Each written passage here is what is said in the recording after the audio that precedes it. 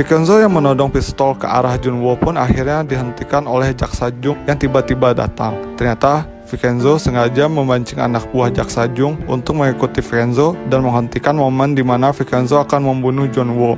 Bukan Vincenzo namanya kalau dia langsung membunuh musuhnya.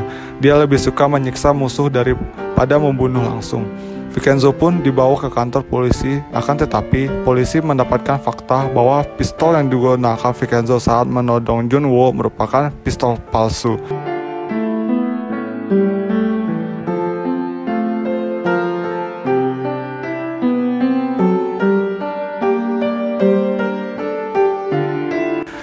Singkat cerita, Vincenzo pun berhasil bebas dari Jaksa Jung.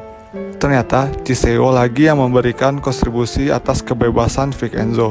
Di saat itu Chiseo juga menceritakan kepada Vincenzo bahwa file rahasia Korea yang bernama file Gyoultin berada di tangan mafia yang bernama Wong Shaolin, sehingga membuat Vincenzo flashback bahwa emas yang tertimbun di plaza tersebut merupakan proyek dari Wong Shaolin, sehingga secara tidak langsung file tersebut juga pasti disembunyikan oleh Wong Shaolin di tumpukan emas tersebut.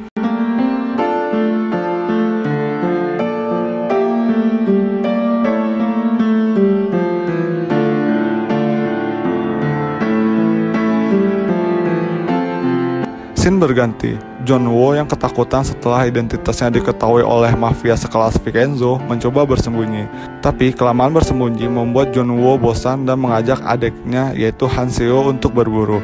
Akan tetapi Hanseo yang merupakan direktur rekayasa dari Junwoo mempunyai rencana untuk membunuh Junwoo sehingga bisa menguasai bubble seutuhnya. Hanseo menembak Junwoo 1 kali, akan tetapi Junwoo masih sadar dan mencoba menembak 1 kali lagi. Tapi digagalkan oleh seorang pemburu yang tiba-tiba datang. Dan Junwoo pun selamat dari tembakan pertama Hanseo.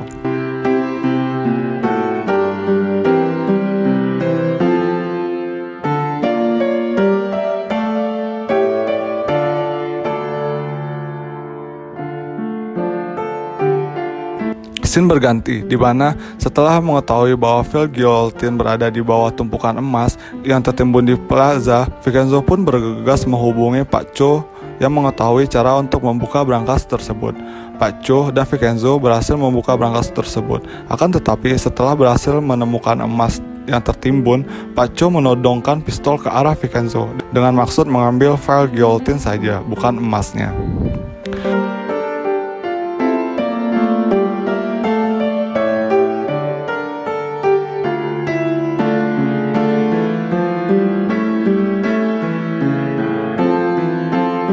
Pak Cho yang hanya menargetkan file Gyoultin ini membuat Vincenzo curiga seberapa overpowerkah file Gyoultin ini.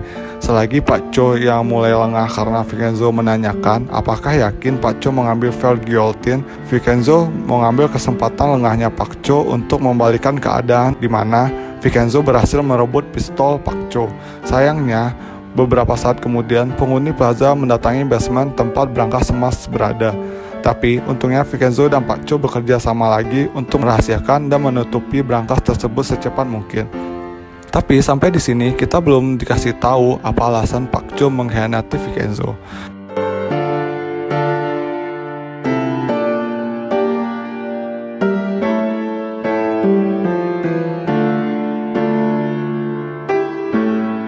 Di mana Junwoo yang selamat dari tembakan adiknya yaitu Hanseo memutuskan untuk mengumumkan dia tidak akan bersembunyi lagi. Junwoo memperkenalkan dirinya sebagai Jang Hanseo, pemilik sah bubble.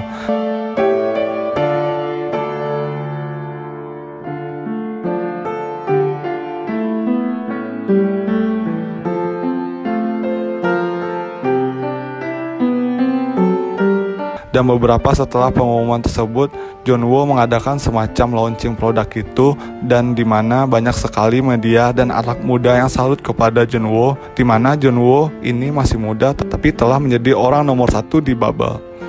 Vincenzo dan Chaeyoung pun tidak pernah senang kalau Junwoo merasakan kebahagiaan tersebut. Chaeyoung sebagai teman lama Junwoo di Wusang memberikan selamat kepada teman lamanya tersebut, di mana sekarang menjadi musuh Chaeyoung. Kado selamat dari Chaeyoung berupa siraman darah babi. di mana banyak disaksikan oleh media dan anak-anak muda yang salut kepada Junwoo. Tidak hanya itu, Vincenzo juga memberikan kado kepada Junwoo walaupun mereka baru kenal. Kado dari Vincenzo adalah video suap atau korupsi dari petinggi bubble yang berhubungan dengan Junwoo.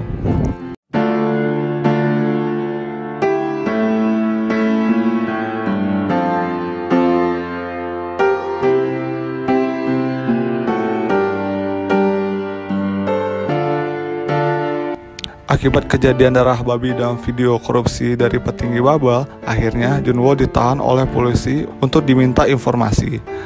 Tapi balik lagi, Junwoo mempunyai Myung-hee, pengacara licik yang mempunyai 1000 cara untuk membebaskan Junwoo. Tapi bebasnya Junwoo tidak jadi masalah untuk Vincenzo dan Chaeyoung karena tujuan utama mereka adalah memancing Junwoo lengah sehingga Vincenzo dan Chaeyoung bisa menyelidiki perusahaan cangkang dari bubble.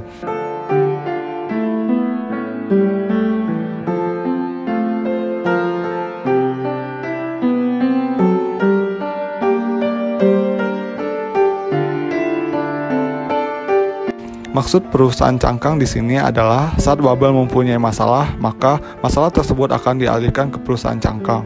Sehingga seakan-akan yang membuat kejahatan tersebut adalah perusahaan cangkang. Tidak hanya jadi tameng bubble, perusahaan cangkang digunakan untuk mencuci uang oleh bubble.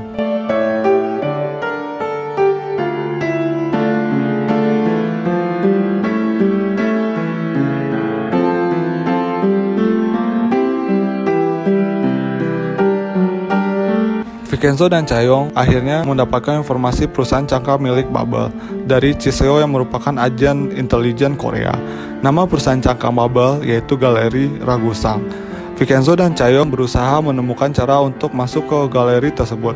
Akhirnya mereka berhasil meretas situs galeri dengan menggantikan pasangan pengunjung galeri dengan nama Vincenzo dan Chaeyoung.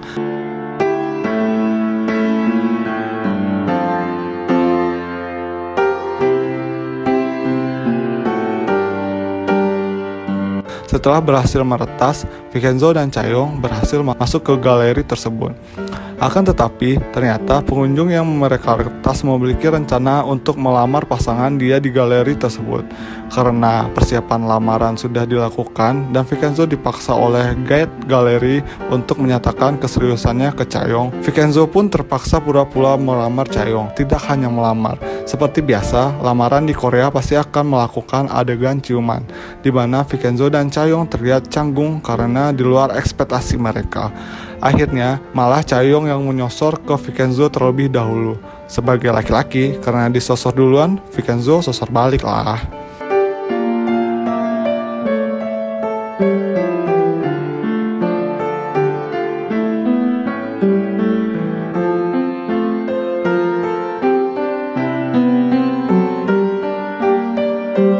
Singkat cerita, akhirnya Vincenzo dan Chaeyoung berhasil meretas komputer milik Galeri Ragusang dan mendapatkan data pencucian uang bubble atas nama perusahaan cangkangnya.